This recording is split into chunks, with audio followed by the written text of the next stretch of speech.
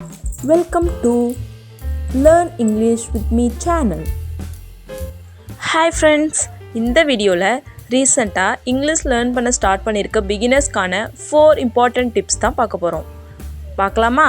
வாங்க வீடியோக்குள்ளே போகலாம். வீடியோக்குள்ளே போகிறதுக்கு முன்னாடி நீங்கள் இன்னும் நம்ம சேனலை சப்ஸ்கிரைப் பண்ணலன்னா இப்போவே சப்ஸ்கிரைப் பண்ணிவிடுங்க. கூடவே இருக்கிற பெல் பட்டனையும் கிளிக் பண்ணி வச்சுக்கோங்க.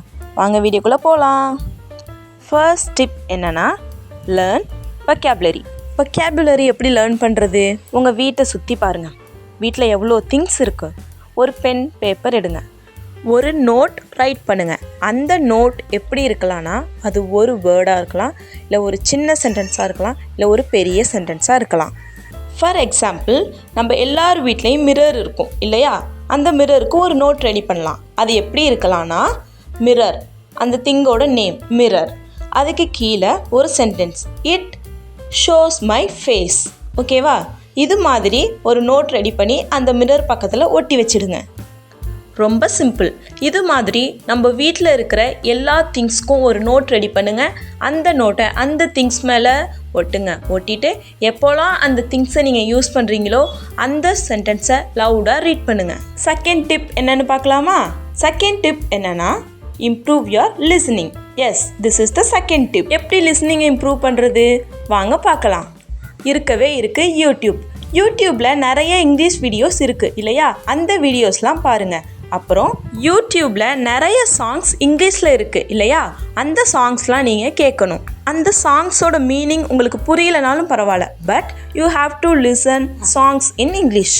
நீங்கள் பார்க்க போகிற இங்கிலீஷ் வீடியோ எப்படி இருக்கணும்னா அதில் ஒரு 70% உங்களுக்கு புரியணும். அந்த வீடியோவில் 70% நீங்கள் அண்டர்ஸ்டாண்ட் பண்ணிக்கிற மாதிரி இருக்கணும். இப்போது நீங்கள் ஒரு 5 minutes வீடியோ பார்க்குறீங்கன்னு வச்சுப்போம்.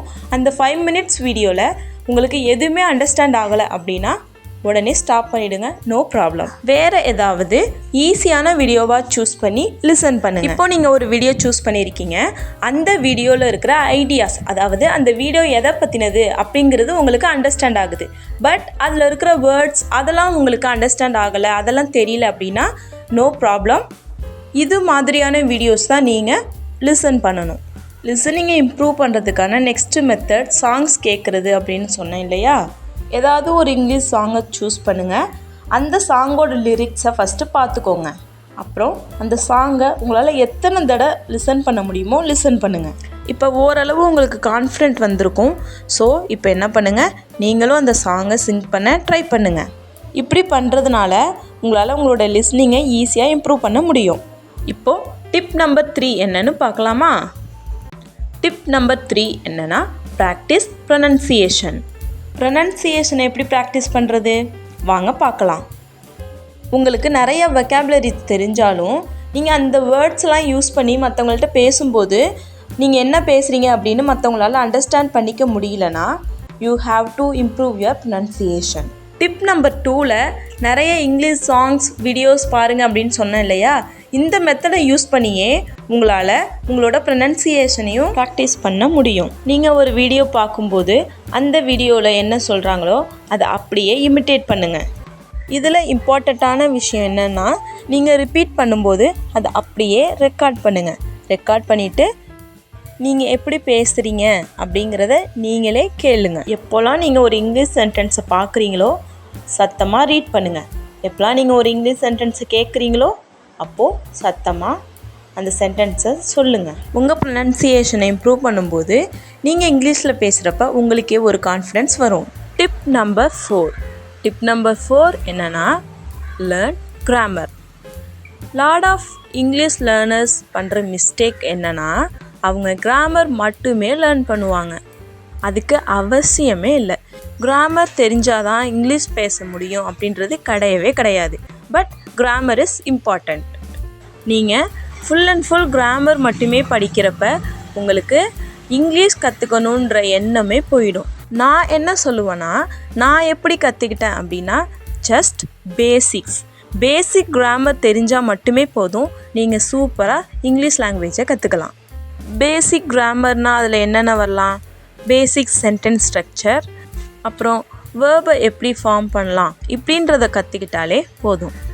What is the basic sentence structure? Subject, verb, object.